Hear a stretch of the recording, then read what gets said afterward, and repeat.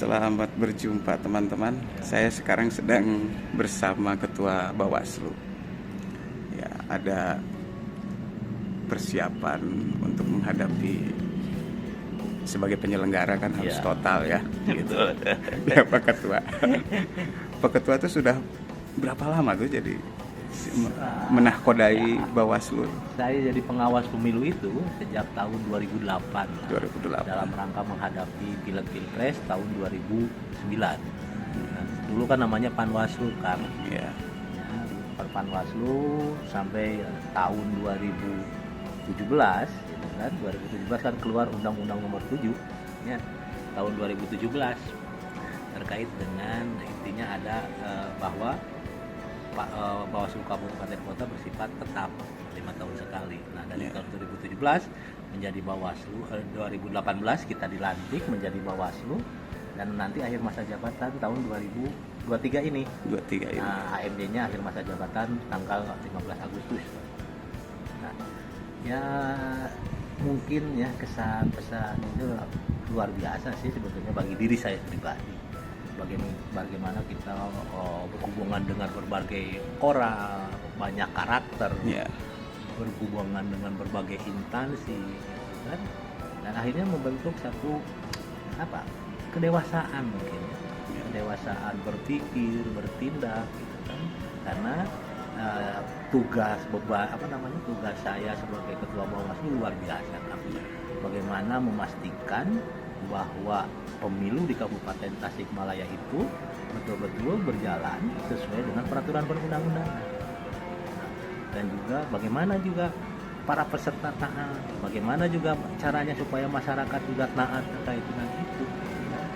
Nah, ini luar biasa kan. Tensinya itu tensi tinggi tuh sebetulnya. Iya, sebetulnya sih kalau melihat dari pemberitaan gitu kan, ya kalau menjelang pemilu kan luar biasa kan pemberitaan situasinya.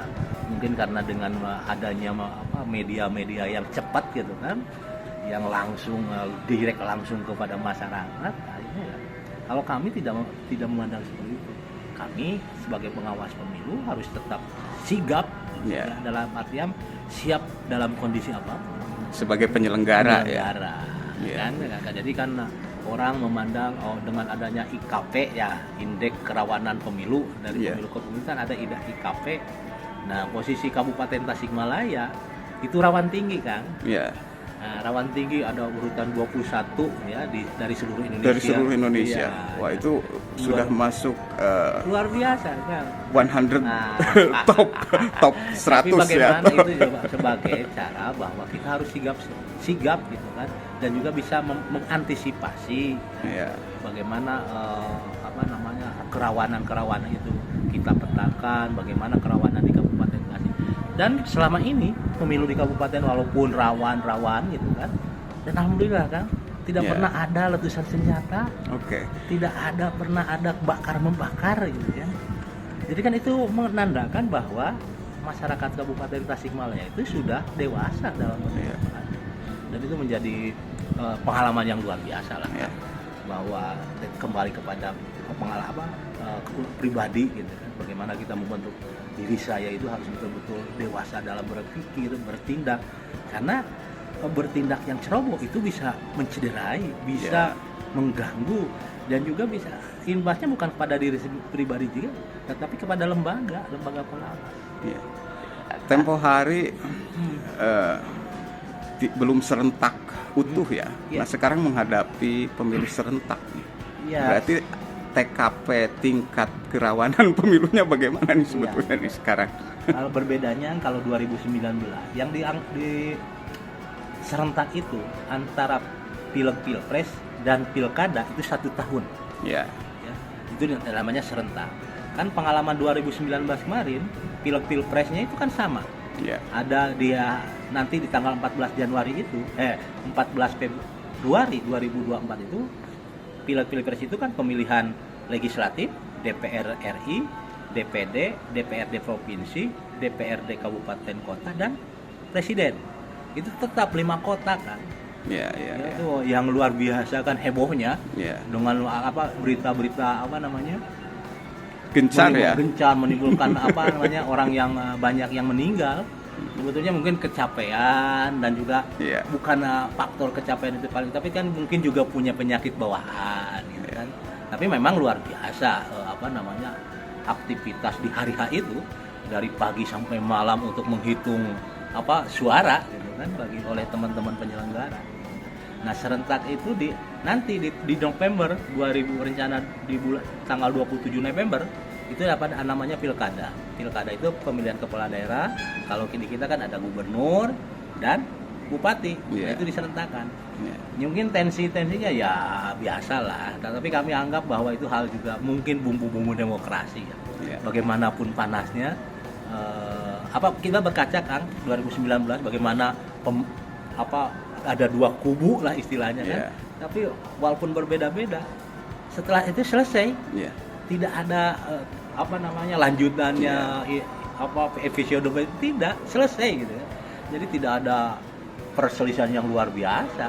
Nah, itu berkaca di keberhasilan 2019 dan mudah-mudahan di 2024 seperti itu.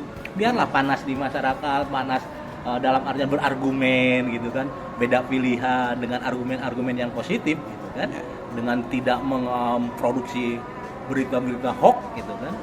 Itu luar biasa kan berita hoax itu. Wah. Dan saya kira 2024 akan berjalan sesuai dengan harapan kita semua bahwa pemilu itu pesta demokrasi itu akan riang gembira. Nah, itu Tetapi dia. kan kayak pemilu itu harus dicatat bahwa pemilu itu bukan hanya milik penyelenggara, bukan hanya milik peserta, tapi seluruh warga masyarakat. Makanya kita harus berkolaborasi untuk menciptakan itu, karena kesuksesan pemilu itu bukan hanya dari sisi penyelenggara, tapi banyak yang komponen-komponen lain yang mendukungnya, terutama dari sisi partisipasi masyarakat. Partisipasi masyarakat ini bukan hanya terkait dengan datangnya kehadiran ke TPS, itu juga penting, tetapi kan partisipasi bagaimana mencegah agar tidak terjadi pelanggaran-pelanggaran. Oke. Intinya kemarin yang sudah digelar itu kan berjalan dengan baik-baik saja. Baik-baik saja. Ya, walaupun dengan ada pada riak-riak itu wajar ya. Wajar dalam dalam koridor-koridor yang ada lah gitu kan. Tapi pada intinya masyarakat Kabupaten Tasikmalaya itu luar biasa, sudah paham, sudah dewasa dalam berdemokrasi. Ya, Bawaslu sebagai salah satu penyelenggara, ini ada event kan? Eventnya pemilu. Dan Bawaslu dalam hal ini boleh dibilang sebagai salah satu organizer-nya ya. Jadi sebetulnya kita menghadapi semacam event sebagai event organizer gitu. Ya harus riang gembira. Iya, riang gembira sebetulnya kan. Dan juga jangan sosial kepada masyarakat ketakutan gitu, membuat masyarakat takut. Justru kita harus membuat bahwa masyarakat itu betul-betul riang gembira bahwa ini pesta 5 tahun sekali dan harus disukseskan. Dalam rangka apa? Memilih para pemimpin yang akan mensejahterakan masyarakat 5 tahun ke depan. Oke. Terima kasih Pak Ketua. Mantap. Ini perbincangan di sela-sela kesibukan Pak Ketua nih, kita kebetulan ketemu. Baik teman-teman, cukup tampaknya ya. Biar pondok tapi nyogok ya. Salam hangat, Rahayu, Bagja, Waluya.